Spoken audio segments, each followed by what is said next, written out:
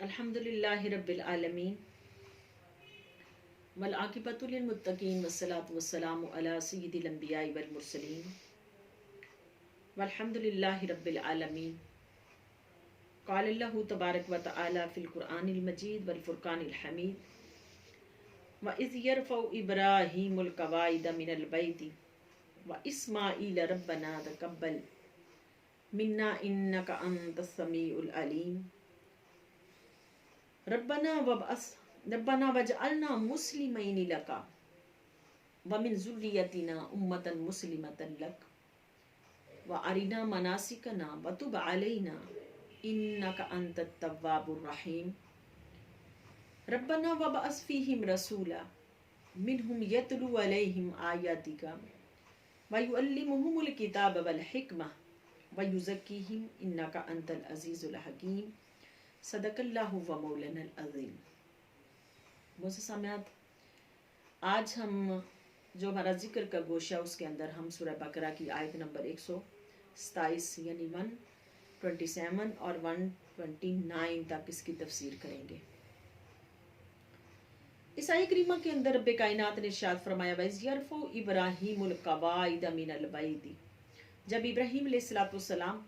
خانہ کعبہ کی دیواریں اٹھا رہے تھے اور اسماعیل علیہ السلام اور دعا کر رہے تھے ربنا تقبل منا انک انت السمیع العلیم، اے میرے پروردگار ہماری دعا کو قبول فرما، بے شک تو سننے والا اور جاننے والا ہے۔ ربنا وجعلنا مسلمین لک، اے میرے پروردگار ہمیں فرما بردار بنا، ومن ذریتنا اپنا فرما بردار بنا اور ہماری نسلوں کو بھی ہمارا فرما بردار بنا، اپنا فرما بردار بنا، مسلمۃ لک اپنا فرما بردار بنا مولا، وارنا مناسکنا اور ہمیں مناسک حج سکھا، وتب علینا اور ہماری توبہ کو قبول فرما، انک انت التواب الرحیم مولا بے شک آپ ہی توبہ کو قبول کرنے والے اور رحم فرمانے والے ہو۔ ربنا آگے پھر اگلی دعا آ گئی وابعث فیہم رسولا، کہ ہمارے ربنا اس نبی آخر الزمان کو مبعوث فرما ہمارے درمیان یعنی میری ذریت میں، منہ یتلو علیہم مبعوث فرما انہی میں اس میں جو تلاوت کرے آپ کی آیات کو، ویعلمہم الکتاب اور انہیں کتاب اور حکمت کی تعلیم دے، ویزکیہم اور ان کا تزکیہ کریں، انک انت العزیز الحکیم بے شک مولا آپ ہی غالب اور حکمت والے ہو۔ اس آیت کریمہ کے اندر رب کائنات نے اس کا سب سے پہلے ہم جو فائد کا ذکر کریں گے پچھلی آیات کے ساتھ، اس کا ربط یہ ہے کہ پچھلی آیات میں جو ابراہیم علیہ السلام کی وہ دعاؤں کا ذکر چلتا آ رہا ہے، پہلے تو آزمائشوں کا ذکر تھا، پھر دعاؤں کا اب ذکر چلتا آ رہا ہے۔ اس کے اندر بھی ابراہیم علیہ السلام کی جو آزمائش کا ذکر ہی آ رہا ہے، اور حکم ہوا کہ جب اِذْ يَرْفَعُ إِبْرَاهِيمُ الْقَوَاعِدَ، جب ابراہیم علیہ السلام بیت اللہ کی دیواریں اٹھا رہے تھے،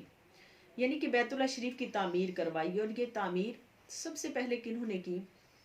اللہ رب العالمین نے حدیث پاک میں ہے کہ حضرت عائشہ صدیقہ رضی اللہ تعالیٰ عنہ فرماتی جو نا یہ حدیث پاک تو جو نا وہ پتھر کے نصب کرنے کی ہے، سب سے پہلے میں آپ کو اس کے بتاتی ہوں کہ سب سے پہلے زمین پر جو نا پانی تھا، یہ حدیث میں بعد میں آپ کو بیان کرتی ہوں، پہلے میں پانی کا ذکر آپ کے سامنے کروں گی کہ پانی تھا۔ اللہ رب العالمین جو بیت اللہ کی جگہ تھی نا، اس بیت اللہ کی جگہ پر رب کائنات نے کیا کیا کہ وہاں پر ایک جھاگ بنا دی، وہ اس جھاگ بنا دی، اور پھر جبریل کو جا کے حکم دیا کہ اے جبریل آپ ایسا کریں کہ وہاں جائیں اور جا کے کیا کریں وہاں پر کہ یہ جھاگ والی جو جگہ ہے نا، پھر پہلے وہ پانی تھا، پانی کو اللہ پاک نے اس کو جو نا ساری زمین پر پانی رکھا، پھر اللہ پاک نے حدیث پاک میں آتا ہے کہ زمین کیا تھی، اس کے اوپر وہ ایک جیسے روٹی بناتے ہیں نا، اس کے اوپر ایک پیڑا رکھا، اور جیسے پیڑا رکھ کے روٹی کو پھیلا دیتے ہیں تو اللہ رب العالمین نے اس پیڑے سے اس کے اوپر وہ ایک ٹکڑا رکھا، پیڑا رکھا وہ مٹی کا، اور اس کو پھر پھیلا دیا اور پوری زمین بن گئی، حدیث پاک میں کہ وہ پوری زمین بن گئی۔ پھر جب ابراہیم علیہ السلام اللہ پاک نے آدم علیہ السلام کو زمین پر اتارا، تو آدم علیہ السلام اب زمین پر آئے تو وہاں تو بیت المعمور کا طواف کرتے تھے، اور طواف کرتے تھے، اور وہاں پر آپ فرشتوں کی عبادت کو سنتے تھے. لیکن جب یہ زمین پر آئے تو اب آدم علیہ السلام کا زمین پر جو نا دل نہیں لگتا تھا. تو اس وقت رب کائنات سے فرمایا کہ مولا اب زمین پر آیا ہوں تو میرا یہاں پر دل نہیں لگتا. رب کائنات نے فرمایا کہ آدم ہے ایسا کریں گے. فرشتوں کو حکم دیا کہ جا کے اب اس کی بنیاد رکھیں، اور وہ بنیاد رکھی، اور وہ بنیاد رکھ کے پھر آدم علیہ السلام کے لیے وہ گھر بنوایا. آدم علیہ السلام کے لیے گھر بنایا اور فرمایا کہ وہ جنت سے پھر ایک خیمہ بھیجا. جنت کے اندر رہتے تھے، جنت کی نعمتوں کو دیکھتے تھے، وہاں رہتے تھے، اس کے عادی تھے. اب زمین آئی تو زمین ایک قسم کا وہ ان کے لیے گاؤں تھا، وہاں ان کے لیے دل نہیں لگتا تھا ان کا. تو زمین پر رہ کے پھر آدم علیہ السلام نے کیا کیا کہ وہاں ان کے لیے جنت سے خیمہ لگا دیا. یعنی کہ حرم کی جتنی بھی جگہ حرم مکہ کی وہ ساری کی ساری جنت سے آئی ہوئی جگہ ہے. تو وہاں زمین پر پھر آدم علیہ السلام کو وہاں رکھا، اور پھر آدم علیہ السلام کی جو پہرے کے لیے فرشتوں کو مقرر کر دیا اس جگہ پر. تو ابراہیم علیہ السلام جب آدم علیہ السلام کے لیے گھر بنایا، فرشتوں کو حکم دیا کہ جا کے 5 پہاڑوں کی مٹی لے کر آئیں، اور 5 پہاڑوں کی، کوہ لبنان، کوہ دطور کی، کوہ جودی، کوہ ہرا اور کوہ زیتا. یعنی کہ 5 پہاڑوں کی جو مٹی لی گئی. یہ تاریخ ابن اساکر کے اندر جو اس کی جو نا تفسیر کی گئی ہے وہ اس سے پھر وہ لیا گیا. اور جب بھی یہ نا جو نا پہلے اللہ رب العالمین نے کہا جاتا ہے کہ اللہ رب العالمین نے وہ بیت المعمور کا حصہ اتنا زمین پر اتارا جو آسمان کے اوپر کعبے ہیں، وہ اتارا اور زمین کے اسی حصے پہ رکھا. جب طوفان نوح آیا تو وہ اٹھا لیا اللہ رب العالمین نے، اس حصے کو اللہ پاک نے اٹھا لیا، اور اٹھا کے پھر کہا جاتا ہے کہ اللہ پاک نے یہ کعبۃ اللہ جو نا پھر یہ بنوایا فرشتوں سے، 5 پہاڑوں کی مٹی لے کے اس سے بنوایا. پھر جبریل آ کے وہ اتنے حصے کا وہ خط کھینچ کے گئے جتنے حصے پہ کعبۃ اللہ تعمیر ہونا تھا، اس کا ایک خط کھینچ کے گئے، اور کعبۃ اللہ جو نا وہ بن گیا اور پھر بنا لیا. پھر ابراہیم علیہ السلام سے پھر وہ خانہ کعبہ بن گیا، اور خانہ کعبہ کی اللہ پاک نے پھر تعمیر کروائی، اور ابراہیم علیہ السلام سے پھر اس کے بعد جو نا تعمیر کروائی، اس سے کعبہ بنوایا اور کعبے کی جو تعمیر کروائی. کیونکہ طوفان نوح کے اندر وہ منہدم ہو گیا تھا، اور منہدم ہو گیا تو اب اس کی جو نا دیواریں نہیں ملتی تھی. تو ابراہیم علیہ السلام سے پھر رب کائنات نے اس کی تعمیر کروائی. یہ آپ کی جو نا آزمائش تھی، اور تعمیر آپ کی کروائی. اور یہ تعمیر جو ہے نا ابراہیم علیہ السلام نے اسماعیل علیہ السلام کے ساتھ مل کر تعمیر کی. اور جب تعمیر کی تو جب تعمیر کرنے لگے تو اس وقت رب کائنات نے جو ابراہیم علیہ السلام نے اپنے بیٹے اسماعیل علیہ السلام کو حکم دیا کہ آپ جائیں اور جا کے پتھر لے کے آئیں. تو اسماعیل علیہ السلام جب وہ پتھر لینے کے لیے گئے تو وہ پتھر لینے کے لیے گئے تو وہ پتھر اٹھا کے لاتے، اتنے میں جبریل آئے اور آ کے انہوں نے جو نا ان کو حکم دیا کہ آئیں، میں آپ کو 2 پتھر وہ بھی میں آپ کو دیتا ہوں جو آدم علیہ السلام جنت سے لے کر آئے تھے. تو جبریل نے وہ پتھر جو نا کوہ ابو قبیس پر جا کے وہ پتھر جو نا اسماعیل علیہ السلام کو دیے، اور حکم دیا کہ ایک پتھر کو اس کی دیوار کے ساتھ لگا دیا جائے جسے حجر اسود کہا جاتا ہے، اور ایک پتھر پر کھڑے ہو کے ابراہیم علیہ السلام وہ جو نا اس کے اوپر اس کی عمارت بنا رہے تھے. یعنی وہ پتھر جو ہے نا اس وقت لفٹ کا کام کر رہا تھا. جب ابراہیم علیہ السلام نے حجر اسود کو دیوار کے اندر نصب کیا تو وہ چاروں طرف سے وہ پتھر اتنا روشن تھا. یہ تو بعد میں کالا ہو گیا وہ پتھر، جب جنت سے آیا تھا تو بہت روشن پتھر تھا یہ. تو جیسے ہی وہ لگا تو وہ چاروں طرف سے روشنی ہونی شروع ہو گئی. تو وہ جو لگایا گیا تو وہ روشنی شروع ہو گئی اس کی. تو اللہ رب العالمین نے پھر یہ گھر بنوایا آپ سے، اور ارشاد فرمایا کہ اس گھر کو، اور اسماعیل علیہ السلام جب دعا مانگ رہے تھے اب اس کے اندر پھر دعا کا پھر ذکر فرمایا. اور دعا کا کیا ذکر فرمایا کہ دعا مانگ رہے ہیں اور کہ اے میرے پروردگار ہماری دعا کو قبول فرما، انک انت السمیع العلیم، بے شک تو سننے والا اور جاننے والا ہے. اب دیکھیں کہ دعا مانگنی پھر سکھائی کہ دعا مانگو. اب حرم کعبہ کے اندر جو کوئی آ جائے پھر دعا مانگے، اور پھر کہا کہ مولا جو نا میری اولادوں کو بھی اس کا فرما بردار رکھ. اب ان دعاؤں سے دیکھیں ہمیں یہ بھی سبق ملتا ہے کہ سنت ابراہیمی سے کہ اپنے لیے بھی دعا مانگو اور اپنی نسلوں کے لیے بھی دعا مانگو، کہ یہ دعائیں اول تو پہلے یہ دعائیں یاد کر لو، اور دعائیں یاد کر کے اپنے نسلوں کے لیے دعائیں مانگے کہ یہ دعائیں جو نا اپنی زندگی کے اندر وہ شامل حال رہنی چاہیے، اور یہ دعائیں جو یاد کر کے، اور پھر آگے فرمایا کہ اللہ یہ دیکھے کتنی خوبصورت اگلی دعا کہ اللہ پھر میری نسلوں کو اللہ مناسک حج بھی سکھا۔ آج دیکھیں ہماری زندگیوں کے اندر جو ہم اپنی بچوں کے لیے یہ دعائیں شامل نہیں کرتے اپنی دعاؤں کے اندر کہ اللہ ہماری بچوں کو حج بھی کروا، مبرور حج کروا، عمرے کروا، اور اللہ ہمارے بچوں کے نصیبوں میں قربانیاں کر، خیرات دینے والے بنا، یعنی کہ ہماری زندگیوں کے اندر شامل حال نہیں ہے۔ تو یہ دیکھیں اس کے اندر کیا فرمایا کہ مناسک حج سکھا، اور ہماری توبہ کو قبول کر مولا، بے شک تو ہی توبہ کو قبول کرنے والا ہے۔ اور پھر اگلی دعا منگوائی، اور وہ دعا کیا منگوائی کہ نبی آخر الزماں کو میری ذریت میں مبعوث فرما، یعنی کہ پیغمبر تھے اللہ کے، اور ان کے لیے دعا مانگ رہے ہیں کہ اللہ وہ نبی، کیونکہ حضرت ابراہیم علیہ السلام پہلے جتنے بھی انبیاء تھے وہ بنی اسرائیل میں سے آئے، بنی اسرائیل میں سے آئے، تو آپ نے دعا مانگی کہ مولا وہ جو نبی آخر الزماں آنے ہیں وہ میری پشت میں سے آئے، یعنی بنو اسماعیل میں سے آئے، وہ بنو اسرائیل میں سے باقی انبیاء آئے، اور حضور علیہ السلام بنو اسماعیل میں سے آئے۔ تو یہ آپ کی دعا کی برکت تھی کہ اللہ پاک نے آپ کی نسل میں وہ جو نا نبی آخر الزماں جو نا عطا کیا، اور کیا کہا کہ مولا جو ہمیں کتاب اور حکمت کی تعلیم دے اور ہمارا تزکیہ کرے، بے شک اللہ جو جناب اور انکا انت العزیز الحکیم، بے شک تو جناب غالب اور حکمت والا ہے۔ اب یہ دعا دیکھو کتنی خوبصورتی سے مانگی ہے ابراہیم علیہ السلام نے، کتنی خوبصورتی سے یہ دعا مانگی کہ کتاب اور حکمت کی تعلیم دے وہ نبی آخر الزماں، کتاب اور حکمت کی تعلیم دے، بے شک تو غالب اور حکمت والا ہے۔ اب اس دعا سے کیا ہمیں ملا؟ اس سے دعا سے ملا کہ اللہ سے یہ بھی دعائیں کرنی چاہیے کہ یا اللہ ہماری نسلوں میں سے بھی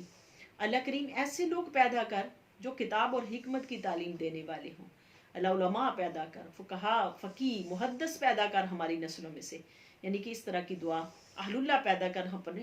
اس طرح کی دعا مانگنی چاہیے۔ ابراہیم نے سنت ابراہیمی سے ہمیں یہ بھی ملا ان دعاؤں سے کہ اپنی زندگی کے اندر اپنی اولاد کے لیے جو نا اس طرح کی اپنی نسل کے لیے دعا مانگتے رہنا چاہیے، اور اپنی نسل کے لیے ثمرات مانگتے رہنا چاہیے۔ اب یہ کعبۃ اللہ کی تعمیر کے وقت پھر کعبۃ اللہ بنا لیا، تو اس وقت پھر کہا کہ 5 دعائیں پھر اس وقت جو نا ان کا ذکر فرمائیے کہ تعمیر ابراہیمی سے چند گز زمین چھوڑ کر اسے حتیم قرار دیا گیا۔ یہ اس کا جو نا جو فائدہ ہے ابراہیم علیہ السلام کی کعبۃ اللہ کو بنانے کا۔ دوسرا یہ ہے کہ بجائے 2 کے ایک ہی، یعنی کہ ابراہیم علیہ السلام نے جو کعبۃ اللہ تعمیر کروایا تھا، دیکھیں ان کے اندر کتنی حکمت تھی۔ اس کی حکمت یہ تھی کہ آپ نے 2 دروازے رکھوائے تھے، ایک خارجی دروازہ اور ایک داخلی دروازہ۔ اب حضور علیہ السلام کے جو بیت اللہ تعمیر کیا، یہ بیت اللہ تعمیر بھی یہ جو نا مختلف جو نا موقعوں پر ہوا۔ سب سے پہلے فرشتوں نے کیا، پھر آدم علیہ السلام نے کیا، پھر ابراہیم علیہ السلام نے کیا، پھر قوم مالکہ نے کیا، یا قوم مالکہ یہ قبیلہ بنی جرہم جس کو کہا جاتا ہے، یہ دو جو نا قبائل آتے ہیں، زیادہ گمان نہ قبیلہ جرہم کی طرف ہے۔ پھر قصی بن کلاب نے کیا، پھر قریش نے، پھر عبداللہ بن زبیر نے، اور پھر حجاج بن یوسف نے کیا۔ اب حضور علیہ السلام نے، اب قریش کے پاس تو وہ کہ رقم نہیں تھی، تو ان کے پاس انہوں نے حلال کمائی سے اس کی تعمیر کی تھی، تو ان کے پاس رقم نہیں تھی، تو انہوں نے حتیم کا حصہ باہر نکال دیا۔ اب اس کے اندر بھی حکمت یہ ہے کہ آج تک دیکھو حتیم کا حصہ وہ خانہ کعبہ کا اندرونی حصہ ہے کہ ہر کوئی خانہ کعبہ کے اندر داخل نہیں ہو سکتا۔ تو اللہ رب العالمین نے اس حکمت کو جو ہمارے سامنے رکھا کہ ہم آج خانہ کعبہ کو جو اس طرح یعنی کہ اندر تو نہیں جا سکتے، لیکن خانہ کعبہ کے اندرونی حصے کے اندر وہ ہمارے لیے جو کھلا رہتا ہے، تو اس کے اندر ہم جا کے عبادت کر سکتے ہیں۔ اب قریش کے پاس وہ رقم نہیں تھی، تو انہوں نے ایک دروازے کو بند کر دیا اور دوسرا دروازہ کھلا رکھ دیا، اور انہوں نے اس کا دروازہ بھی اونچا رکھا تھا، اس کا نیچے نہیں انہوں نے رکھا تھا۔ تو وہ آج تک وہ دروازہ دیکھیں بیت اللہ کا اونچا ہے، اونچا دروازہ ہے اس کا۔ اب قریش نے جو تعمیر کی، تو نبی کریم صلی اللہ علیہ وسلم نے چاہا کہ میں بھی اس کو تعمیر کروں سنت جناب ابراہیم علیہ السلام کی سنت کے مطابق۔ آپ نے 2 دروازے رکھے تھے، ایک داخل ہونے کا اور خارج ہونے کا دروازہ، لیکن جب قریش نے جو نا انہوں نے انکار کیا تو آپ نے وہ ان کے جو نا انکار پر اور مخالفت پر نا اس کی تعمیر کو رد علیہ السلام نے، وہ ایک ہی دروازہ پھر رہا جو اونچائی پر آج تک ہے۔ اور تیسرا یہ، خانہ کعبہ کے اندر لکڑی کے ستونوں کی صفیں بنائی اس وقت، ہر صف میں 3 3 ستون رکھے تھے اس وقت ابراہیم علیہ السلام نے۔ اور چوتھا یہ کہ اس کی بلندی دگنی کر دی گئی، یعنی پہلے 9 ہاتھ تھی، پھر 18 ہاتھ کر دی گئی، یعنی کہ ابراہیم علیہ السلام نے اتنا اونچا 18 ہاتھ لمبا اونچا خانہ کعبہ بنایا تھا۔ پانچواں یہ، خانہ کعبہ اندر رکن شامی کے قریب ایک زینہ بنایا جس سے چھت پر چڑھ سکیں، اور کعبہ کی شکل جو نا یہ بنا دی گئی، یعنی کہ وہ زینہ بھی بنایا کہ کعبہ اللہ کی چھت کے اوپر بھی چڑھ کے جو نا دعا مانگی جائے گی، اس کی صفائی کی جائے، یہ بھی ابراہیم علیہ السلام نے کیا۔ اس پر حضرت عائشہ صدیقہ فرماتی کہ ایک بار مجھے خود صلی اللہ علیہ وسلم نے کعبہ اللہ کے سے متصل زمین کی بنیاد ابراہیم کی نا جو نا کھول کر دکھائی اور کہا کہ جس میں اونٹ کی کوہان کی شکل کے پتھر لگائے گئے تھے۔ فرمایا کہ یا عائشہ، یہ جو نا کعبۃ اللہ کی اصل تعمیر ہے۔ عائشہ، قریش نے جو جب تعمیر کی تھی تو ان کے پاس رقم اتنی نہیں تھی، انہوں نے حلال کمائی سے بنایا تھا، تو ان کے پاس رقم نہیں تھی، تو انہوں نے رقم کی پیش نظر اس کو جو نا اس کی تعمیر جو نا کم کر دی تھی، اس کی تعمیر کم کر دی۔ آگے عبداللہ بن زبیر نے جب کعبۃ اللہ کو دوبارہ بنوایا تو اس کی بنیادیں جو نا ابراہیم بھی پر اس کو بنایا۔ پھر قریش کے فرقوں نے اس کو پھر نہ ان کو دور کیا، اس کو نہ اسی طرح ہی کر دیا۔ عبداللہ بن زبیر نے اس کو ابراہیمی بنیادوں پر بنایا۔ اس کے بعد وہ جو کعبۃ اللہ کے اندر کعبۃ اللہ کے مختلف موقع پر اس کی تعمیر ہوئی کہ اس کے اوپر جو نا دیواریں اور جو نا اس کے اوپر جیسے آج ہم وائٹ واش کرواتے ہیں دیواروں کو، تو اس وقت جو وائٹ واش کروایا گیا جو نا انہوں نے عبداللہ بن زبیر نے انہوں نے وہ یمن سے مٹی منگوا کر عبداللہ بن زبیر نے انہوں نے وہ وائٹ واش اس کو کروایا خوشبو والی مٹی سے، اور خانہ کعبہ کے اوپر غلاف ڈلوایا یمن سے۔ اور سب سے پہلے جو یمن کا بادشاہ تھا اسد بادشاہ، جس کو تبا کہا جاتا ہے، ریسی نے ہی مدینہ منورہ کو آباد کیا تھا رسول صلی اللہ علیہ وسلم کی محبت میں، اور اپنے ساتھ اپنے قافلے کو لے کے گیا، وہ وہاں جا کے ہی آباد ہو گئے۔ تو اس کو پھر اسی طرح تعمیر کروایا انہوں نے، اور پھر اس کے بعد حجاج بن یوسف نے اس کی تعمیر کی، جو کہ عبد الملک بن مروان کا نائب تھا، اس نے تعمیر کی۔ پھر خلیفہ ہارون الرشید نے اس نے چاہا کہ میں اس کی تعمیر کروں، تو اس نے جب تعمیر کرنی چاہی تو اس نے علماء سے فتوے لیے، کہا جاتا ہے کہ انہوں نے امام مالک سے فتویٰ لیے، تو آپ نے کہا کہ پھر یہ آنے والے جو نا جتنے بھی ہوں گے حکام ہوں گے، وہ چاہیں گے کہ ہم خانہ کعبہ کی اپنے طور پہ تعمیر کریں، تو یہ کہ روایت پڑ جائے گی، تو انہوں نے اس سے منع فرما دیا۔ اب یہ منع فرما دیا، اور کعبۃ اللہ، اور پھر اس کے بعد جو کعبۃ اللہ یہ اسی طرح ہی رہا۔ پھر سلطان مراد ابن احمد خان جو قسطنطنیہ کا جو نا حاکم تھا، اس نے جب یہ بیت اللہ کی پھر عمارت تھوڑی سی خستہ ہو گئی تو انہیں اس کے اندر سنگ مرمر کا فرش بنوایا، پھر اس نے اس کی نئے سرے سے اس نے تعمیر کی، اور اسی تعمیر کے اوپر آج تک یہ خانہ کعبہ یہ جو نا اس کی تعمیر جو نا وہ اسی طرح ہی ہے۔ اب حجر اسود اس کے اندر لگایا، جب حجر اسود لگایا تو اس کو لگا دیا، پھر دعا منگوانی سکھائی، اس کے اندر دعا منگوانی سکھائی، تو اللہ رب العالمین نے دیکھو اس کے اندر جو نا دعا کا عمر بھی رکھا۔ اب اس کے اندر پھر خانہ کعبہ کے اندر جو نا مختلف جگہ پر دعائیں قبول ہوتی ہیں کہ ابراہیم علیہ السلام سے بنوایا اور اس کے اندر دعائیں قبول ہوتی ہیں۔ اس میں ملتزم کے مقام پر سنگ جو نا حجر اسود کے مقام پر، اور خانہ کعبہ کے دروازے کے مقام پر، میزاب کے مقام پر، یعنی اور جو نا اور جو یعنی کہ رحمت کا وہ جو پرنال ہے جہاں سے پانی نیچے کو آتا ہے، وہاں پر رکن یمانی کے مقام پر، صفا مروہ کے مقام پر، حجر اسود کے مقام پر،